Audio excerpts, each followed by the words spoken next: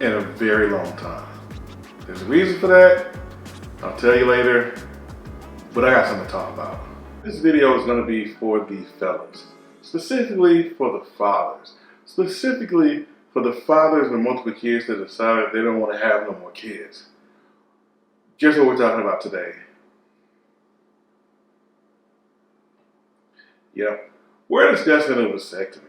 Because guess who got one? This guy. So in today's video, we're going to walk through, what it's like to get a vasectomy. I attempted to take some video, but hey, look, man. Ain't nobody got time for that. So this is after the fact, maybe less than a week, maybe like 5 days at the most, probably 4 days. Friday, Saturday, Sunday. Well, about 5 days since the procedure. And so I want to do a quick video to first say there comes a point in every man's life when you have to make that decision of, do you want to risk it anymore? Maybe you've had all the kids you think you want, and, the machismo thing to do is to leave birth control in the hands of the woman. But I'm a strong advocate of taking back your fertility.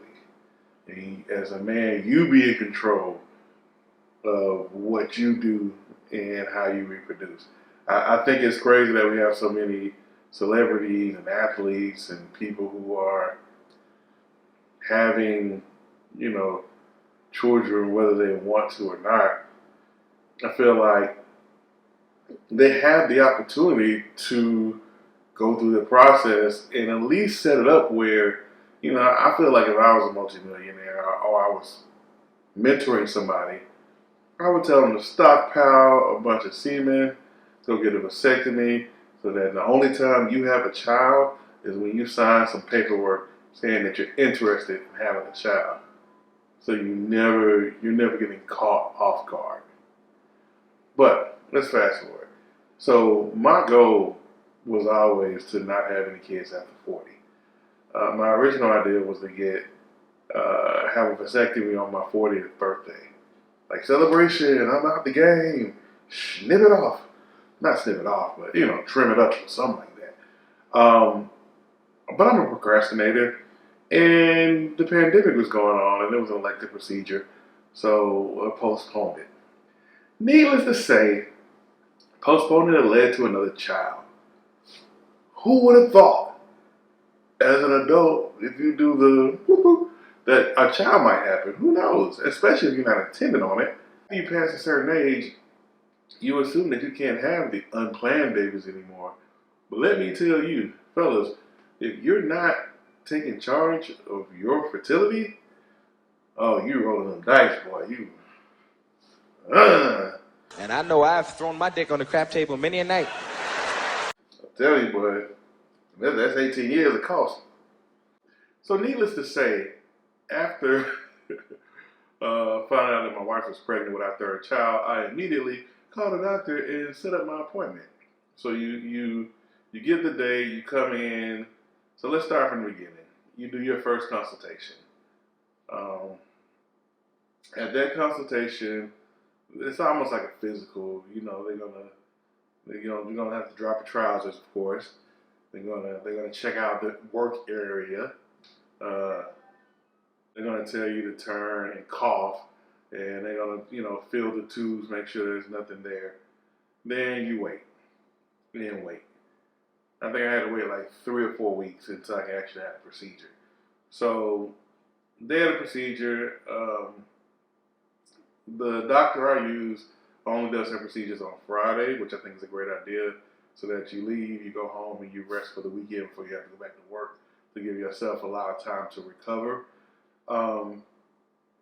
In the literature, they ask you the question of, will somebody be driving you, or will you be driving yourself? And would you like to have a volume or laughing gas and stuff like that? I'll tell you the mistake I made. It wasn't that it hurt a lot, but I decided to drive myself and don't take any drugs. And the problem with that is less about needing to depend on other people is the fact that you get these local anesthetics or whatever, local anesthesia in your testicles, and then you only get it it's almost like getting your teeth worked on when you feel it pulling and tugging, but it doesn't really hurt. Not all the time. But here's the problem. If you're completely sober, you're laying on this table knowing that two people are cutting into your balls and putting knives near your testicles. And just the thought of that will have you so tense. I was so tense, it was ridiculous. I think my toes were pointed and curling. You're like, you okay? Yeah, I'm okay. And that's when I realized if I had taken that volume or had some laughing gas, I wouldn't have gave a bloop what was going on. They could have worked freely and my mind would have been somewhere else. So my number one recommendation is, if you're going to get a vasectomy, take the drugs. Take them. If you don't want to take that drugs, eat your edible early enough, or, I don't know if you should be smoking before you go, but whatever, you need something to take your mind off of what they're doing. Because the pure fact that you know what's happening would drive you crazy. So we go through the process, and it was kind of weird. Two ladies, you laying there with your junk just hanging out, and they're talking, listening to music, cutting on you, slicing up your pork and beans, rerouting them. It's like a plumbing job. They kind of like take pipe A, take pipe B, cut both of them, put it out, staple it off, and then sew you back up again. That's really what it is. In fact, here's a picture of it. The process took maybe 30 minutes, which felt like 7 days, to be honest with you, because I was very clear-minded and sober. So I felt every second of those 30 minutes. And I could think about what they were doing during each second, which was not a great thing. Take the drugs, get a ride home. But once they were done, they give you some instructions, tell you about the jail, staple your testicles closed, and tell you to take it easy. And they finish up, they sew you up, put the ointments on, give you your instructions, and then you leave and you head home. Now, I had the bright idea of driving myself, and because we were moving, I was in an old truck that was a manual. So imagine like you just get an operation done on your testicles and you have to change gears and use both feet in a car with no power steering, no power anything. Well, it was a long ride home. Got home, took me 2 Tylenol and kind of just sat on the couch and put the bag of peas on peas and carrots. And that's what that was a good recommendation. Getting the bag of peas and using that and flipping it over. Man, them peas was amazing. I've never loved peas so much in my life. Me and peas, we good now. Me and peas, we friends. Them peas did the job. Got swelling down. And, next day, didn't really feel anything. They tell you not to lift anything, right? They tell you not to lift anything. And it's mostly true. You shouldn't. But I'm stubborn. And so I did it anyway. And let me tell you, it took a while for it to hurt. But I found something heavy enough to make me trying to strain my groin area. And when I tell you, boy, your testicles will let you know, you don't lift nothing else. I'm telling you. So please be careful. So I'm around out. So I'm about 5 days in. My stitches are still in. The area is tender, but I can move around. You don't want to let anything touch your scrotum. Not clothing, not brushing against the table. If you got a girlfriend or a significant other that want to get playful, it hurts. Don't let them touch it. Leave it alone. As long as nothing is touching it, you're fine. If anything touch it. So, top 3 tips are going to be tip number 1, don't drive. Get somebody to drive you because of tip number 2. Tip number 2 is take the drugs before you go. don't be afraid. Take them. Take those drugs and be in La La Land while they're working on your balls. It'd be so much better.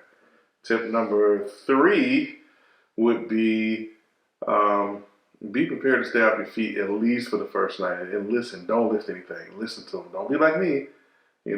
Beat it that. So hopefully you have to go through that. But definitely do not lift anything for at least the first 2 days. And bonus tip number 4, don't let anything touch your scrotum, or else it will hurt. So if you follow those simple tips, it should go pretty smooth. Now, post-op, you have to what I was told is that although they snip the pipes, they don't flush the pipes, if you get what I mean. So there may still be some semen left in the pipes. So they want you to flush the pipes 15 times over the course of a month to make sure you get everything out of you. And then you got to take some samples to the doctor to make sure you're cleared. And if you get 2 samples that say they're completely free of any active ingredient, we'll call it, then you're clear to go, play ball. And then you can go back to having a great marriage and not worry about having kids. And that's the goal, to have a great marriage and not worry about having any more kids. And it takes so much stress off of your wife because she had the baby. She shouldn't have to also get the tubes tied. But in our case, I think everybody getting cut. So there's that. If you have any questions, please leave them in the comments. Again, black man, don't be afraid to get a vasectomy. If you already had the kids, go ahead and snip it up. Snip it up. Take your fertility back in your hands. That's my slogan.